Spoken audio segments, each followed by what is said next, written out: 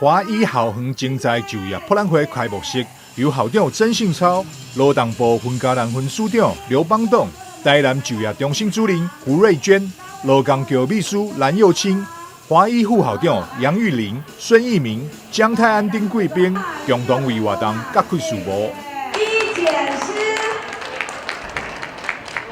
验光师、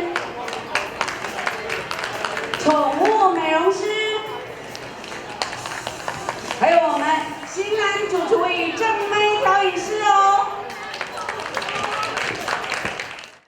透过学生造秀的方式，展现学校培育专业人才的多元面向。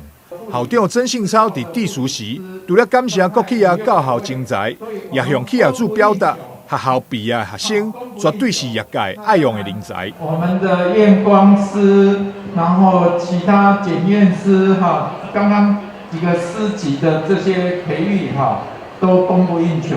我们华医因为在医护领域享有比较高的薪资，还有薪资成长率也最高哦，哈。那所以我们的就业率将近95%，是台南上好的就业率哈。劳动部分家人分署长刘邦栋嘛，希望学生会当多加利用政府的资源，学习其他第二专长，为家己增加竞争力。在这边，我要鼓励你们 ，Google 一下，多多跟我们辖区的政府部门的单位连结，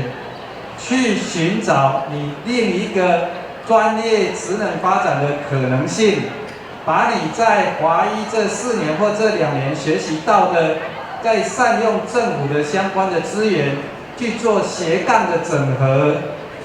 这种跨域的这个斜杠整合，会让你未来的职涯发展更具有竞争力。